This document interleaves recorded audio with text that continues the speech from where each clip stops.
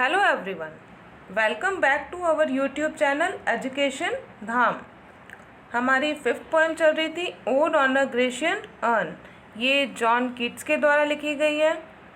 इससे पहले हम इंट्रोडक्शन टू द पोएम और पोएट दोनों ही कंप्लीट कर चुके हैं, और जो आज की क्लास है उसमें हम ये जो पोएम है इसको डिटेल से लाइन टू लाइन स्टडी करेंगे।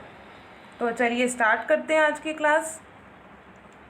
देखिए, जो ये फर्स्ट स्टैंजा है इस पोएम का, इसमें पोइट क्या करता है, अर्न है ग्रेशियन अर्न, उसको एड्रेस करता है, ग्रेशियन अर्न को एड्रेस करता है। और एक इसमें क्वेश्चन ऑफ सीरीज़ हैं, बहुत सारे क्वेश्चंस की क्या है, सीरीज़ हैं। किससे रिलेटेड है वो क्वेश्चंस, जो उस अर्न पे जो भी सीन है, प्रिंट है, उनसे रिलेटेड क्वेश्चंस हैं। तो देखिए स्टार्ट करते हैं। Thou still unravished bride of quietness, thou foster child of silence and slow time। अब देखिए, दाउ यहाँ पे किसके लिए आया है, ग्रेशियन अर्न के लिए। अर्न के लिए आया है कि तुम स्टिल अब तक अनरेविश्ड ब्राइड ऑफ क्वाइटनेस, कि तुम अब तक अनछुई दुल्हन हो, किसकी, क्वाइटनेस, शांति की। अनरेविश्ड क्या होगा, पवित्र। अनरेविश्ड क्या हो जाएगा, पवित्र। अनरेविश्ड पवित्र। अनछुई, कि तुम अब तक अनछुई यानी पवित्र दुल्हन हो, किसकी, क्वाइटनेस की, शांति की। आगे देखिए, thou foster child of silence and slow time, और तुम क्या हो, पालित संतान, किसकी पालित संतान, साइलेंस एंड स्लो टाइम की। तुम एक फॉस्टर चाइल्ड हो, पालित संतान हो, शांति और धीरे धीरे व्यतीत होते समय की। शांति और समय द्वारा क्या किया गया है, इसको पाला पोसा गया है। ग्रेशियन अर्न को क्या कहा गया है, यहाँ पे फॉस्टर चाइल्ड कहा गया है, किसका, साइलेंस और स्लो टाइम का। आगे देखिए, Sylvan historian who can't thus express a flowery tale more sweetly than our rhyme। अब ये जो सिल्वन है इसका क्या मीनिंग है, वन्य,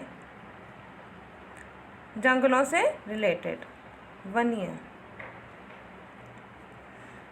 सिल्वन हिस्टोरियन, हिस्टोरियन क्या होता है, इतिहासज्ञ। सिल्वियन हिस्टोरियन अब क्या कहता है अर्न को, सिल्वन historian who can't thus express a flowery tale more sweetly than our rhymes। अब उस जो अर्न है, अर्न के ऊपर एक कथा चित्रित है, अर्न के ऊपर एक फ्लावरी यानी बहुत ही सुंदर कथा चित्रित है। अब वो जो इतिहासज्ञ है, सिल्वियन हिस्टोरियन, कि जंगलों की कहानी बताने वाला इतिहासज्ञ है, किसको कहता है, अर्न को, कि अपने ऊपर खुदी हुई, अपने ऊपर जो उसके अर्न के ऊपर एक कथा खुदी हुई है बहुत ही सुंदर, उसको अधिक तरीके से, बहुत ही स्पष्ट तरीके से व्यक्त कर सकता है।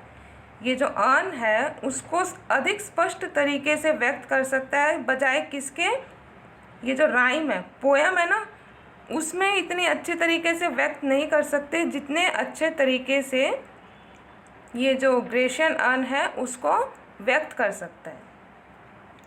जो फ्लावरी टेल यानी कलात्मक कथा उस अर्न के ऊपर चित्रित है, उसको अधिक अच्छे तरीके से व्यक्त कर सकता है, बजाय उसकी राइम, उसकी पोएम के। आगे देखिए, what leaf fringed legend haunts about thy shape of deities or mortals or of both. What leaf fringed, अब फ्रेंच क्या होता है,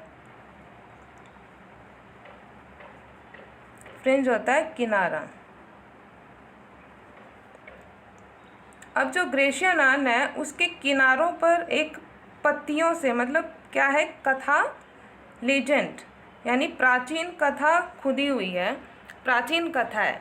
अब क्या कहता है कि ये जो ग्रेशियन अर्न है कि उस पर ये कौन सी कथा है जो बार बार, हॉन्ट्स क्या होगा, बार बार about the shape of deities or mortal, किसके विषय में, कि ये जो कथा है बार बार किसके विषय में बता रही है, किसके विषय में बता रही है? क्या वो डाइटीज़ क्या होते हैं? देवता, और मॉर्टल्स यानी नश्वर प्राणी, कि वो किसके विषय में बता रही है? देवताओं के विषय में या नश्वर प्राणी या इंसानों के विषय में, और ऑफ बोथ, या फिर दोनों के विषय में? कि जो अब ग्रेशियन अर्न के ऊपर कथा चित्रित है, किनारों पर सुंदरी पत्तियों से कथा चित्रित है, वो किसके विषय में बता रही है? देवताओं के विषय में, नश्वर प्राणी या इंसानों के विषय में, या फिर दोनों के विषय में? किसके बारे में व्यक्त कर रही है? इन टेम्पे और द डेल्स ऑफ आर्केडी, टेम्पे और डेल्स ये दोनों ही क्या है? ग्रीस में एक सुंदर जगह है दोनों, कि इन टेम्पे और द डेल्स ऑफ आर्केडी, यह टेम्पे और आर्केडी की घाटी, डेल्स क्या होगा? घाटी, डेल घाटी, इन टेम्पे और द डेल्स ऑफ आर्केडी, यह टेम्पे और आर्केडी की घाटी से संबंधित है। What मैन और गॉड्स आर दीज, कि अब उसके ऊपर जो सीन है उसमें ये पोएट पूछता है कि व्हाट मैन और गॉड आर दीज, कि ये आदमी और देवता कौन है? ये आदमी और देवता कौन है? व्हाट मेडन लॉथ, लॉथ क्या होता है? शर्मीली, क्या हो जाएगा? शर्मीली, कि ये आदमी और देवता कौन है जो इन शर्मीली युवतियों का, ये जो मेडन्स हैं, शर्मीली लॉथ, शर्मीली युवतियों का पीछा कर रहे हैं। व्हाट मैड परस्यूट, कि उत्तेजना से, मैड परस्यूट क्या होगा? उत्तेजना से पीछा कर रहे हैं। परस्यूट क्या हो जाएगा? पीछा करना, परस्यूट पीछा करना, कि ये आदमी और देवता कौन है जो इन शर्मीली युवतियों का उत्तेजना से पीछा कर रहे हैं? क्या कर रहे हैं? उनका पीछा कर रहे हैं। व्हाट स्ट्रगल टू एस्केप, अब जो पीछा कर रहे हैं वो युवतियाँ क्या कर रही हैं? उनसे बचने का प्रयास कर रही हैं। स्ट्रगल, उनसे बचने का क्या कर रही हैं? प्रयास कर रही हैं। अब आगे देखिए, व्हाट पाइप्स एंड ट्रेम्बल्स, अब उसके ऊपर कौन सा सीन आ रहा है ग्रेशियन अर्न के ऊपर? कि ये जो पाइप्स, बांसुरी बजाने वाले, अब किसका चित्र है? कि वाद्य यंत्र बजाने वाले कुछ लोग हैं। पाइप्स क्या होगा? बांसुरी। टिम्बलर्स क्या होती है? डफ। टिम्बलर्स क्या हो गए? डफ। कि ये बांसुरी और डफ बजाने वाले ये लोग कौन हैं? व्हाट वाइल्ड एक्सटेसी, कि व्हाट वाइल्ड एक्सटेसी, कि ये क्या प्राकृतिक परमानंद है? कि ये जो सीन है, ये जो दिख रहा है कि ये देवता या इंसान इन युवतियों का पीछा कर रहे हैं, वो उनसे बचने का प्रयास कर रही हैं, और ये जो लोग हैं जो पाइप्स और टिम्बलर्स बजा रहे हैं, वाद्य यंत्र, ये जो सीन है ये कैसे लग रहे हैं? ये बहुत ही परम सुख को अनुभूति करवाते हैं। परम सुख की क्या करवा रहे हैं? अनुभूति करवा रहे हैं। व्हाट वाइल्ड एक्सटेसी, ये क्या है? परमानंद इनसे प्राप्त होता है। तो ये फर्स्ट स्टैंजा था। अब सेकंड स्टैंजा देखिए।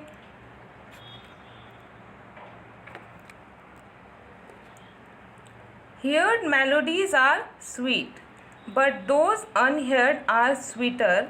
Therefore ye soft pipes play on. Heard melodies, जो संगीत, सुना जाने वाला संगीत क्या है? मधुर है। सुना जाने वाला संगीत मधुर है। But those unheard are sweeter, कि पर जो संगीत सुना ना जा सके वो क्या होगा? और भी अधिक मधुर होगा। कि जो संगीत हमें सुनाई देता है वो कानों को सुनता है और हमें क्या लगता है? बहुत ही मधुर लगता है। पर जो संगीत हमें सुनाई नहीं देता वो उससे भी अधिक क्या है? मधुर है। Therefore, इसलिए ये क्या होगा यहाँ पे? these, ये सॉफ्ट पाइप्स, कि ये जो पाइप्स हैं यानी बांसुरी, ये सॉफ्ट पाइप्स प्ले ऑन, जब बजती हैं, not to the sensual ear but more endeared. अब देखिए क्या कहता है कि अब उस ग्रेशियन अर्न के ऊपर कुछ लोग हैं, क्या कर रहे हैं, वो बांसुरी बजा रहे हैं। अब जो संगीत हमें सुनाई देता है वो तो हमें मधुर लगता है, पर जो सुनाई नहीं दे रहा वो संगीत क्या होगा, और भी अधिक मधुर लगता है। पर इसलिए ये जो पाइप्स हैं, ये बांसुरियाँ हैं, बजती हैं, तो ये कानों को तो नहीं सुनाई देती, ये कानों को तो नहीं सुनाई देती, सेंसुअल ईयर्स यानी हमारे कानों को तो नहीं सुनाई देती, बट मोर एंड्योर्ड, एंड्योर्ड क्या हो जाएगा, आनंददायक, एंड्योर्ड क्या हो जाएगा, आनंददायक।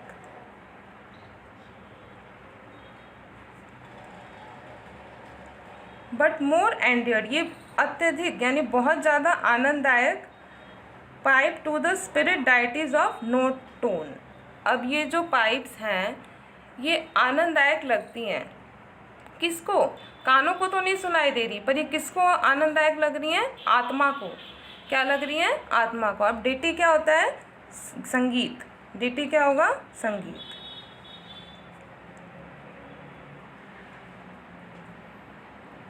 Dt of no tone, ditties of no tone, ये जो संगीत है बिना आवाज़ का, ये क्या है, अधिक आनंददायक लगेगा, किसको, आत्मा को। देखिए कि जो संगीत है, उस अर्न के ऊपर जो लोग बजा रहे हैं बांसुरी, वो उसकी आवाज़ तो नहीं आ रही है हमारे कानों तक, उसकी आवाज़ तो नहीं पहुंच रही, पर वो जो संगीत है, जो उसकी आवाज़ नहीं सुनाई दे रही, उस संगीत की आवाज़ नहीं सुनाई दे रही, वो उसकी जो ध्वनि है किसको आनंददायक लगेगी अधिक, स्पिरिट यानी आत्मा को, आत्मा को अधिक आनंददायक लगेगी।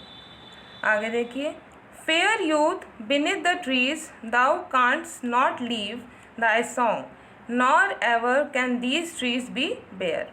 अब क्या कहता है, फेयर यूथ, सुंदर ये नवयुवक, अब पेड़ के नीचे सुंदर नवयुवक हैं, बीनीथ द ट्रीज पेड़ के नीचे, thou canst not leave thy song, वो अपना जो गाना गा रहे हैं, अपना जो संगीत गा रहे हैं उसको कभी नहीं छोड़ेंगे, अपने गाने को कभी नहीं छोड़ेंगे। दाई किसके लिए आया, ये जो युवक हैं अपना गाना गा रहे हैं उसको कभी नहीं छोड़ेंगे, मतलब वो हमेशा गाते रहेंगे। Nor ever can those trees be bare, और जो पेड़ों के नीचे खड़े हैं वो पेड़ भी कभी क्या नहीं होंगे, पत्तियों से विहीन नहीं होंगे, उनमें हमेशा पत्तियां रहेंगी, वो सदाबहार रहेंगी, ये पेड़ अपनी पत्तियां कभी नहीं गिराएंगे। बोल्ड लवर नेवर नेवर कांट्स दाउ किस, अब किसका सीन आ रहा है, बोल्ड लवर यानी साहसी प्रेमी, नेवर नेवर कांट्स दाउ किस, कि वो अपनी प्रेमिकाओं को कभी नहीं चूम पाएंगे। अब कोई इसमें अर्न के ऊपर एक सीन है जिसमें लवर्स हैं, वो क्या करने की कोशिश कर रहा है, अपनी प्रेमिका को चूमने की कोशिश कर रहा है। दाउ विनिंग नियर द गोल, और वो अपने गोल के यानी अपनी प्रेमिका को चूमने के उद्देश्य के बहुत ही करीब है। दाउ विनिंग, ये हालांकि वो अपने उद्देश्य के बहुत ही करीब है, यानी उसको चूमने ही वाला है। यह डू नॉट ग्रीव, तो भी वह दुखी ना हो, कि वो उसको चूम नहीं पाएगा तो भी वो दुखी ना हो। अब उसके ऊपर वो चित्र है वो एक रुक गया है, वो चूम तो नहीं पाएगा उसको, तो इससे वो क्या ना हो, दुखी ना हो। यह डू नॉट ग्रीव, तो भी वह दुखी ना हो। शी कैन नॉट फेड, अब जो उसकी प्रेमिका है वो क्या कभी नहीं मुरझाएगी, फेड क्या हो जाएगा, कभी नहीं मुरझाएगी। Thou thou hast not thy bliss for ever wilt thou love and she be fair, कि हालांकि दाउ नॉट दाई ब्लिस, कि तुम कभी परमानंद को प्राप्त नहीं कर पाओगे। क्या कह रहा है कि ये जो बोल्ड लवर है वो अपनी प्रेमिका को चूमने की कोशिश कर रहा है, वो उस परमानंद को कभी प्राप्त नहीं कर पाएगा, उसको कभी नहीं चूम पाएगा। फिर भी देखिए, for ever will thou love, कि उसकी जो प्रेमिका है उसका प्यार हमेशा के लिए होगा, उनका जो प्यार है हमेशा के लिए वैसा ही रहेगा, कभी नहीं मुरझाएगा। एंड शी बी फेयर, और वो हमेशा ही क्या रहेगी, हम जवान रहेगी, ऐसे ही सुंदर रहेगी। तो ये सेकंड स्टैंजा था।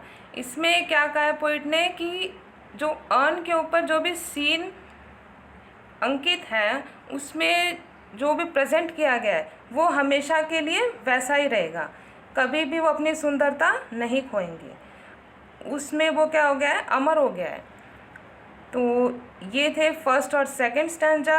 आगे के जो 3, 4, 5 हैं उनको हम नेक्स्ट क्लास में स्टडी करेंगे।